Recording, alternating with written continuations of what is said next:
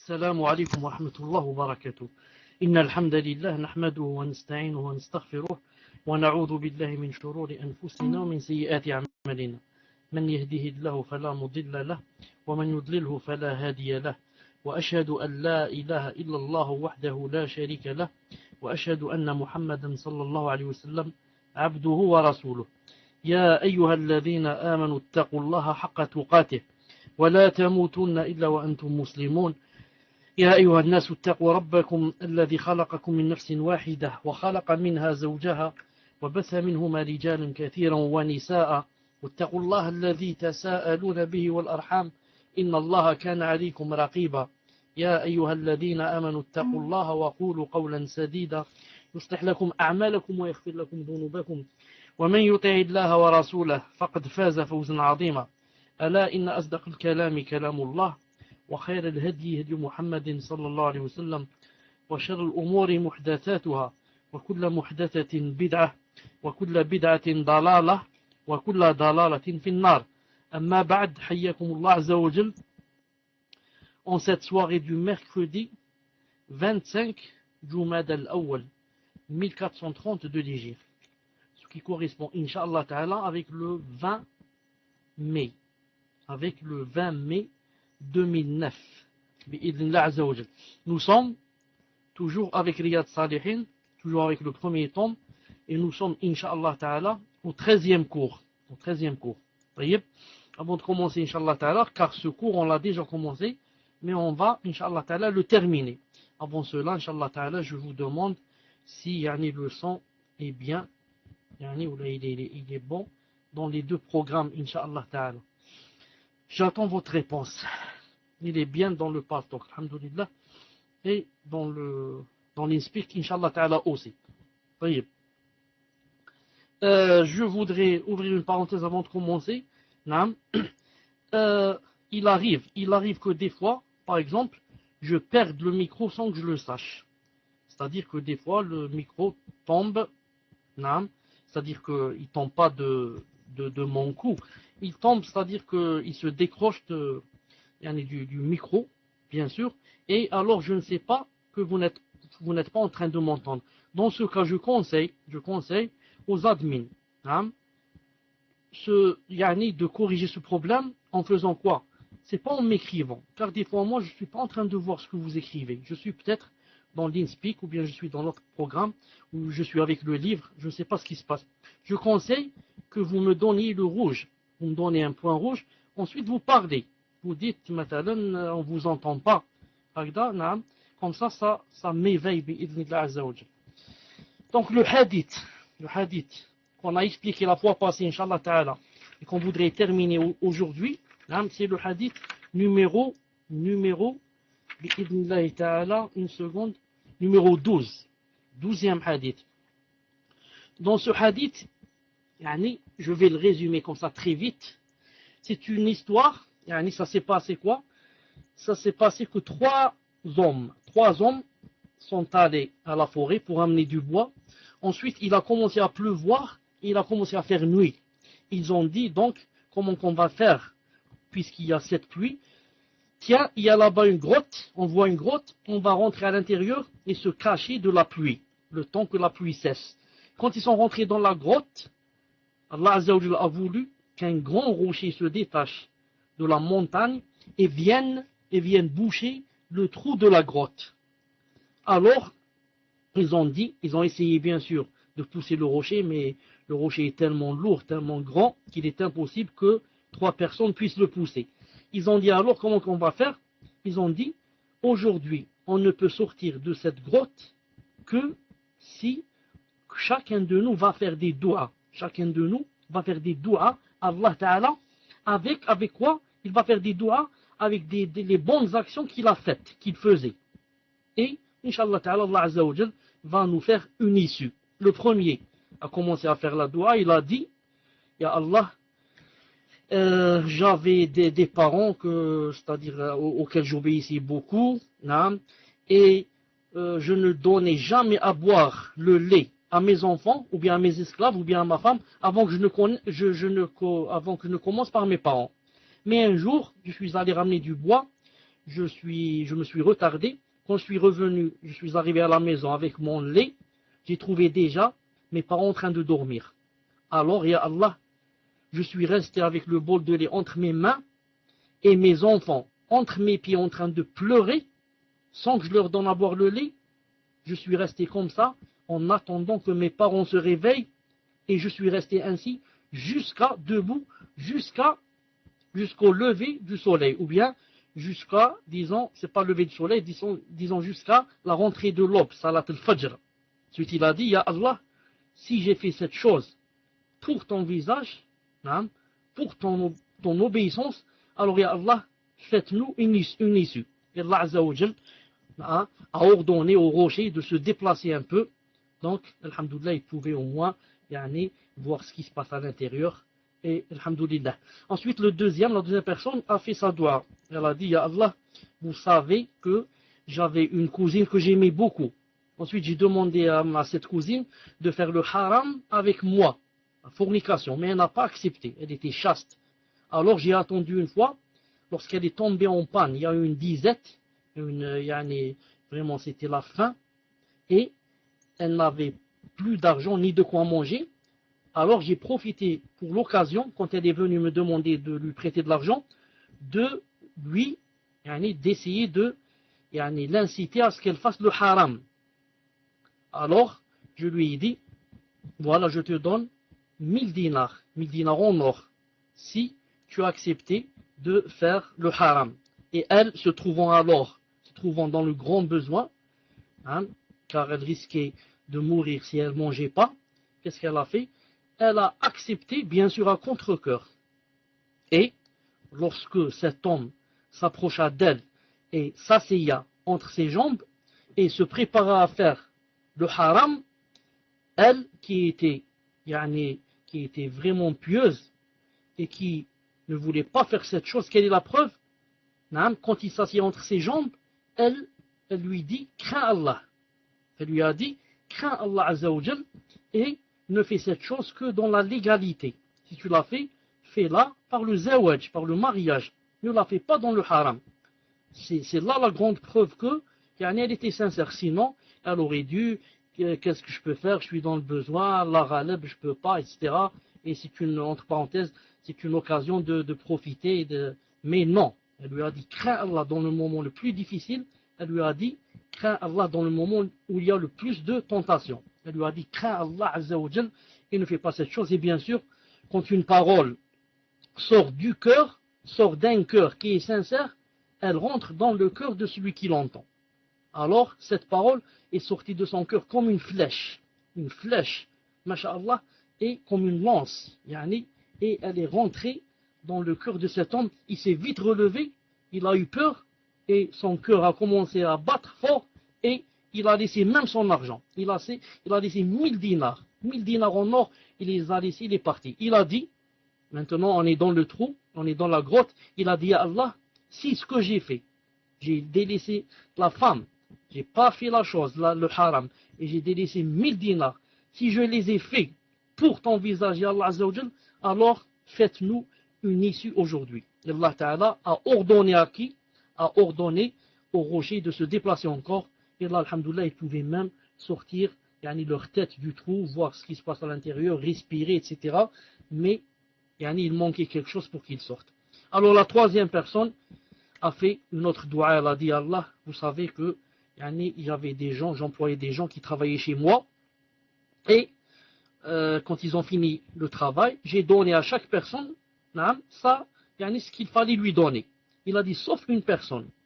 Je lui ai donné ses sacs de riz, ou bien son sac de riz, elle n'a pas voulu le prendre. Elle a vu que c'était peu, elle l'a laissé, elle est partie. Or, moi, j'ai vendu ce sac de riz, ensuite, avec cet argent, j'ai acheté d'autres choses, et je les ai vendus, et d'autres choses, et je les ai vendus, et comme ça, jusqu'à ce que, masha'Allah, avec l'argent de ce sac, qui était auparavant un seul sac, j'ai acheté des chevaux, j'ai acheté des vaches, j'ai acheté des esclaves. Et alors, un jour, après des années, cette personne qui travaillait chez moi revint et me dit, voilà, je voudrais que tu me donnes ma part, que tu me rendes, c'est-à-dire ce que vous me devez, c'est-à-dire le sac de riz, ou bien les sacs. Alors l'autre lui a dit, tu vois ce qu'il y a là en face de toi, les esclaves, les bovins, les agneaux, les vaches, tout ça t'appartient. Alors la personne lui a dit, Taqillah, yani, arrête de te moquer de moi. Il a dit, Wallah, je ne me moque pas de toi. Tout ça, c'est ton argent. C'est-à-dire, j'ai travaillé avec ton argent, et je l'ai fructifié. Et tout ça, donc, t'appartient. Il a dit, alors il a tout pris. Et il ne m'a rien laissé. Il a tout pris. Alors que, il pouvait ne pas lui donner tout. Mais il a tout pris, il ne lui a rien laissé. Il a dit, Ya Allah, si ce que j'ai fait, je l'ai fait pour ton visage, alors faites-nous une issue. Allah Azza wa Jal a ordonné alors au rocher de se déplacer carrément, et alors ils sont sortis de la grotte en marchant. Subhanallah, ils sont sortis de la grotte en marchant. On a cité beaucoup d'intérêts dans ce hadith. On a cité par exemple le fait de quoi?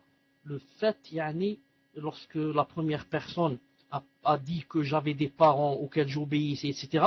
On a cité quels sont les avantages, quels sont ce que dit l'islam sur l'obéissance des parents. Et on a cité, Inch'Allah Ta'ala, les versets et les hadiths, Inch'Allah Ta'ala. Je pense, Inch'Allah Ta'ala, que ce n'est pas la peine de reciter ce que j'ai cité. Là, c'est en ce qui concerne l'obéissance aux parents. Aujourd'hui, et je crois qu'on s'est arrêté là-bas, l'obéissance des parents, on va aujourd'hui, Inch'Allah Ta'ala, ajouter des choses. Qu'est-ce qu'on va ajouter?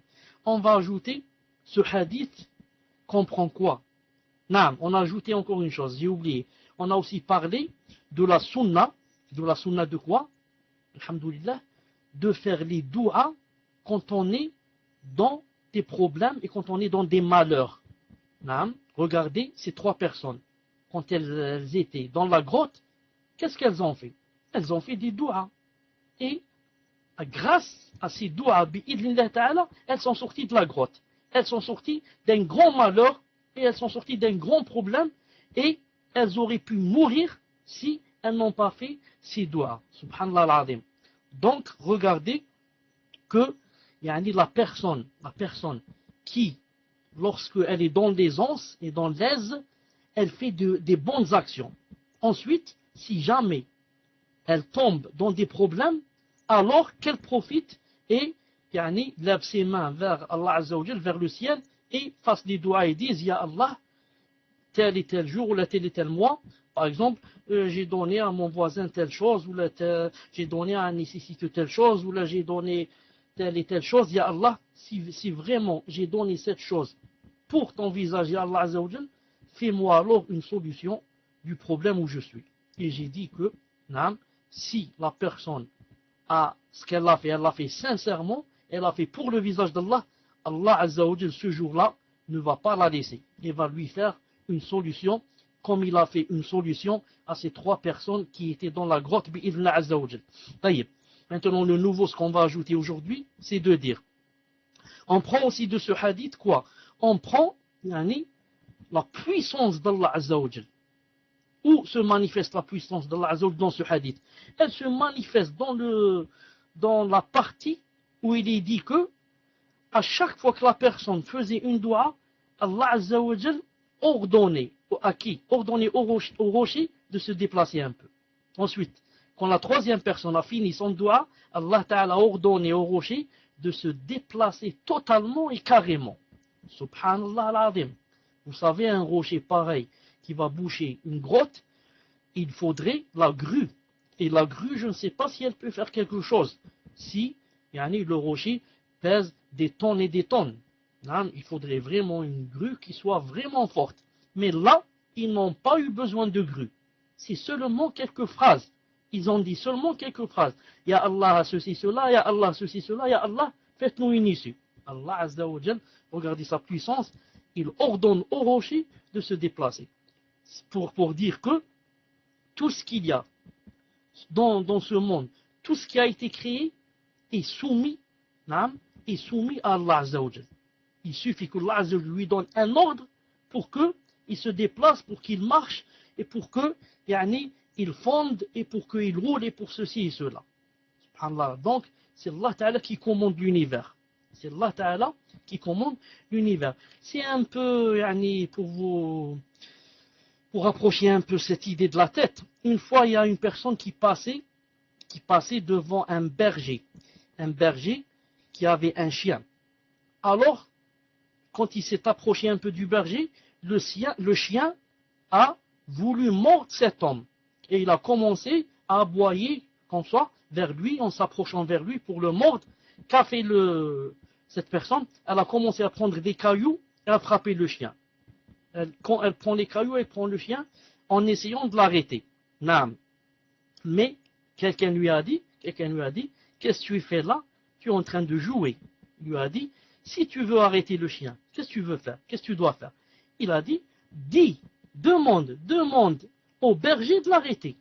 Non, qui commande le chien? Tu peux arrêter toi un chien berger, ou là un Doberman, ou là, comment il s'appelle, le bully, ou là je sais pas comment il s'appelle, pitbull. Tu l'arrêtes toi avec des cailloux? C'est pas possible. Mais, si son maître lui dit, chut, arrête, chut, non, ne bouge plus, classe, il va plus bouger, il va s'arrêter. Pourquoi? C'est lui qui commande, qui commande ce chien. La même chose ici, les trois qui étaient dans le trou. Non, est-ce qu'ils peuvent, avec leurs mains, ou là, leur force, ou là, pousser le rocher? Impossible. Mais il faut par contre demander à celui qui commande le rocher. Qui le commande? C'est Allah Azza wa Jal. Il faudrait donc demander à Allah Ta'ala de le faire bouger. Mais, pour que Allah Ta'ala, si tu lui demandes de faire bouger le rocher, ou là de le faire, de l'éloigner carrément, est-ce que Allah Ta'ala va t'exaucer? Est-ce que Allah Ta'ala va t'exaucer? C'est pour ça que Allah Ta'ala dit, dans le hadith authentique du messager d'Allah, il dit, Ta'arraf ilallahi fi raha, ya'rifka fi shidda. Il dit, connais Allah Azza wa Jal dans les anses, quand tu es à l'aise. Il te connaîtra quand tu seras dans les difficultés. Quand maintenant tu es en bonne santé, maintenant tu es jeune, maintenant tu es masha'Allah, tu connais Allah Azza wa Jal, comment tu le connais? En faisant les bonnes actions, en donnant de l'aumône, en jeûnant, en ne pas faire la médisance, en faisant la prière à l'heure, demain, quand tu seras dans la difficulté, tu lèveras les mains vers Allah Azza wa Jal, tu demandes une chose, il t'exauce bi'idna Azza wa Jal. Mais si maintenant, que tu es masha'Allah, que tu es jeune, que tu es riche, que tu es fort, que tu es beau, maintenant, tu oublies Allah Azza wa Jal, et ensuite, quand tu te trouves dans les problèmes, tu vas commencer à lever les mains et à pleurer, Allah Ta'ala va te dire, tu es en train de perdre ton temps. Non, je n'exauce pas une personne pareille. Pourquoi? Parce que dans les moments difficiles, tout le monde, même les kuffars, même Abu Jahl, lève les mains vers le ciel pour demander à Allah Ta'ala de lui faire une issue. C'est une sunna d'Allah Ta'ala. وإذا ركبوا في الفلك حتى إذا غشيهم الكذب دعوا الله مخلصين له الدين لئن نجيتنا من هذه لنكون من شاكرين. سبحان الله العظيم. À chaque fois qu'ils montent dans un bateau ou là dans une barque, et que ça commence, la houle et la tempête, et ils sentent qu'ils vont se noyer, tout le monde, que va faire tout le monde, même les kuffars, même les bouddhistes, même je ne sais pas qui, tout le monde va lever les mains et dire, oh Dieu, oh Allah, oh Seigneur, oh ceci, aidez-nous. Mais la différence entre nous et ceux-là, c'est quoi? Nous, quand on est dans les anses, on connaît Allah Ta'ala. On fait les choses qu'il aime. On fait les choses obligatoires. On fait les choses surérogatoires. Alors que, quand ils sont dans les anses, qu'est-ce qu'ils font? Ils ne font que les péchés. Non, ils ne font que les péchés. Ils veulent profiter de la vie. Ils font le maximum de péchés. Et ensuite, quand ils sont dans les problèmes, ils lèvent les mains. Allah Ta'ala n'exauce pas à une personne pareille. Taïb. Qu'est-ce qu'on va prendre aujourd'hui aussi de ce hadith? On va prendre, regardez, la bonne compagnie, la bonne fréquentation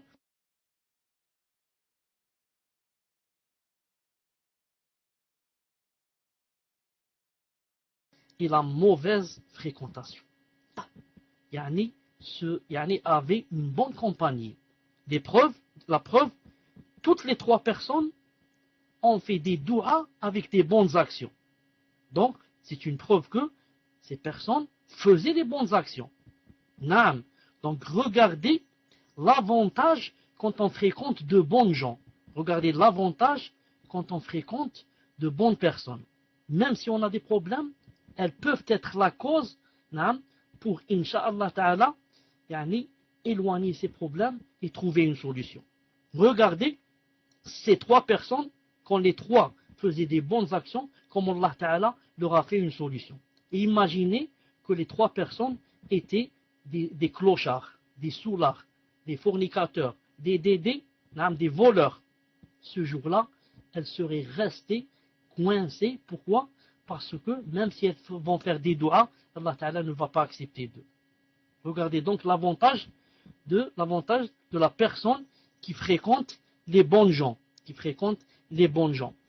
Et dans ce qui concerne la bonne fréquentation, ce n'est pas la peine de vous dire, vous devez le savoir, que la personne dépend des gens qu'elle fréquente. D'ailleurs, l'adage et le proverbe est très connu. Dis-moi qui tu fréquentes, je te dirai qui tu es. Et ça, cet adage-là, c'est en fait le fruit d'un hadith authentique du messager d'Allah sallallahu alayhi wa sallam, qui dit en arabe, innama rajulu ala dini khalilih, falyanzur ahadukum man yukhalil. Le messager d'Allah a dit, la personne est d'après qui elle fréquente, alors que chacun de vous voit qui il fréquente. Et de là, on a pris le proverbe, dis-moi qui tu fréquentes, je te dirai qui tu es. Donc toi, si tu veux être masha'Allah, et si tu veux avancer dans ton din, et si tu veux que Allah Ta'ala soit ravi de toi, et que tu meurs, et Allah Ta'ala ravi de toi, alors ne fréquente pas les mauvaises gens. Essaye au maximum d'avoir une bonne compagnie. Car les mauvaises gens, qu'est-ce qu'elles vont faire, ces mauvaises gens? Elles vont, quand tu vas parler du din et de ce que Allah Ta'ala aime, elles vont pas être contentes. Elles vont te mettre le bâton dans les roues. Elles vont te faire changer de discussion. Elles vont te dire, oh, quand même, c'est la vie, il faut un peu profiter, on est jeune. Oh, quand même, il ne faut pas dire tout est haram. Du matin au soir, on va parler du Coran et du paradis. Quand même, ça suffit un peu. Et comme ça, ils ne vont pas te laisser parler. Et si tu oublies de parler de ces choses, on ne va pas te rappeler. On va dire, alhamdoulilah, pour une fois, elle n'a pas parlé du din, cette personne. Alhamdoulilah, elles sont contentes. Mais quand tu fréquentes, tu as une bonne compagnie, si tu parles du din et tu parles de ce que Allah Ta'ala aime, elles sont contentes. Les gens qui t'entendent sont contents. Et puis, ils participent. Ils participent avec toi. Et si tu oublies, on te dit, Kada, Suleyman, Kada, parle-nous un peu du din, parle-nous un peu ce qu'a dit Allah. Allah, on a le cœur serré, on se sent un peu loin, on régresse. Parle-nous un peu, rappelle-nous un peu, fais-nous des rappels. Et comme ça. Chaque personne qui a une mauvaise fréquentation, qu'elle le veuille ou pas, elle finira de l'autre côté. Petit à petit, avec ces gens-là, petit à petit, ces gens-là, la mauvaise fréquentation, qu'est-ce qu'elle te fait? Petit à petit, elle commence à t'attirer. Elle commence à t'attirer, jusqu'à ce que tu deviennes comme eux. C'est pour ça que le messager d'Allah sallallahu alayhi wa sallam a dit dans un hadith authentique, hadith Hassan, qui est bon. Vous pouvez le trouver dans Sahih al-Jami' de Sheikh al-Albani et vous pouvez le trouver dans Sahih Abi Daoud de Sheikh al-Albani sous le numéro 4832. Qu'a dit le messager? Qu'avec un croyant, la tusahib illa mu'minan, ne prends comme ami qu'un croyant. Naam. وَلَا يَأْكُلْ طَعَامَكَ إِلَّا تَقِي. Et ne mange de ton manger, quand tu fais une walima ou un mariage, etc., إِلَّا مُؤْمِنًا, qu'un croyant. Afwan, إِلَّا تَقِي, qu'un pieux. N'invite pas dans ton mariage les soulards et ceux qui jouent à la loterie, etc. Invite les gens pieux, qui viennent bénir ton mariage, pour que Allah Ta'ala descende la bénédiction ce jour-là, bidna ta'ala. Si tu veux inviter des kuffars dans ton mariage, alors invite-les avec l'intention que c'est pour la da'wah pour l'islam. Pour qu'ils viennent voir comment ça se passe en islam, et pour qu'ils entendent le rappel ce jour-là, et dans l'intention que peut-être, ils vont être influencés et rentrer en islam, incha'Allah ta'ala. Naam. Et ce qu'il y a aussi dans la bonne compagnie, et regardez, alhamdoulilah, la bonne compagnie. Regarde, des fois, moi, personnellement, ça m'arrive. Des fois, je sens que ma foi est faible, et voilà, je rencontre un ami, masha'Allah, qui est bien dans le din, qui, juste, je le vois, il commence juste à parler, 2-3 minutes, je sens, alhamdoulilah, quelque chose dans mon cœur qui change, subhanallah al-azim, et qui, je sens mon cœur palpiter fort, je sens que ma foi commence à revenir, je sens, masha'Allah, subhanallah al-azim. Et le contraire, quand tu rencontres une mauvaise personne, elle commence à te parler de la vie, de l'alcool, des femmes, subhanallah al-azim, tu vas sentir ton cœur te resserrer, tu vas sentir le shaitan qui va te dire, tu vois, toi tu es en train de perdre ton temps, regarde les gens, qu'est-ce qu'ils font, regarde comment ils profitent de la vie, regarde qu'est-ce qu'ils ont bâti, des palais. Je disais, le prophète sallallahu alayhi wa sallam a dit aussi, dans le contexte de la bonne et mauvaise compagnie, il a donné un exemple. Je vais vous résumer le hadith en français. Je le résume de mes propres mots, je ne l'ai pas lu en français. Il dit, en ce sens, il dit que celui qui a une bonne fréquentation et celui qui a une mauvaise fréquentation, on peut les comparer à ce qui suit. Il a dit, celui qui a une bonne fréquentation, on peut le comparer à quelqu'un qui va s'asseoir chez quelqu'un qui vend du parfum, ils vendent du musc, ils vendent de l'encens, et comme ça. Il a dit, quand tu vas t'asseoir chez quelqu'un qui vend du parfum et du musc, qu'est-ce qui va se passer?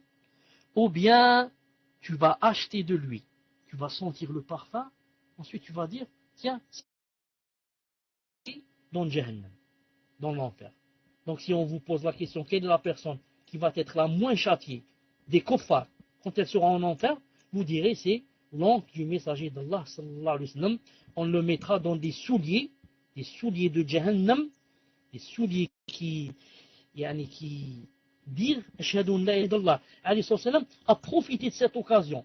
Quand il a appris que son oncle était sur le point de mourir, en train d'agoniser, qu'est-ce qu'il a fait? Il a sauté sur l'occasion, il est allé chez lui. Il lui a dit, Ya ammi, ô mon oncle, dis kalima, un seul mot. Et, Inch'Allah ta'ala, je te défendrai yawm al-qiyamah. Dis seulement, Shahadu la ilaha illallah, Shahadu anna Muhammadan abduhu wa rasuluh. Une seule phrase, Ya ammi, dis là, et Inch'Allah, ce sera la grande victoire demain. Regardez, kafir. Imaginez que ce jour-là, à son chevet, il n'y avait pas Abu Jahl et sa clique, mais il y avait les compagnons, les autres. Quand ils auraient entendu le messager d'Allah lui dire cette chose, ils l'auraient aussi incité. Naam, dis-la, il l'aurait peut-être dit. Maintenant, c'est qaddarallahu ma shafa'al. C'était comme ça écrit, mais c'est pour dire que la bonne compagnie peut te faire rentrer au paradis et la mauvaise compagnie peut te faire rater le paradis. Et peut te faire rentrer éternellement en enfer. A'udhu billah. Allah Azza wa Jalla nous préserve de la mauvaise compagnie. C'est ici, Inch'Allah ta'ala, salat al-Isha. Je vais partir à la salat et je reviens, Inch'Allah ta'ala, pour terminer et pour répondre à vos questions. Je souhaiterais, Inch'Allah ta'ala, je dis, Inch'Allah ta'ala, que vous fassiez quelque chose qui me plairait beaucoup. Mahiya. Vous savez qu'il y a beaucoup de gens qui posent des questions et que c'est presque impossible de répondre à tout le monde. Mais au moins, qu'on réponde au maximum. Comment cela? Vous, au lieu de perdre le temps, maintenant moi, quand je pars, envoyez vos questions. Ensuite, quand je viens, ce n'est pas la peine que l'admin dise à chaque fois, c'est le tour de qui? Ibrahim. Maintenant c'est Abu Salman. Adnan al-Haq. Tu les pias. Mais si les questions sont prêtes, il dit directement les questions. Première question. Deuxième question. Troisième question. Tout est prêt. Les questions sont prêtes, envoyées. Elles sont là, rédigées. Masha'Allah ta'ala. Faites-le, Inch'Allah ta'ala. Barakallahu fikum. Ne perdez pas de temps. Préparez vos questions. Envoyez-les dès maintenant. Envoyez-les. Je demande aux admins. À chaque fois que tu poses une question, ou votre puisse la question est comme ça. وبارك الله فيكم جزاكم الله خيرا سبحانك اللهم وبحمدك اشهد ان لا اله الا انت استغفرك واتوب اليك. On se rencontre inchallah ta'ala entre 20 minutes et une demi-heure باذن ta'ala. Assalamu alaikum wa rahmatullahi wa barakatuh. S'il y a quelqu'un qui dans l'InSpeak peut mettre quelque chose, dites-le moi, je vous laisse inchallah ta'ala le micro.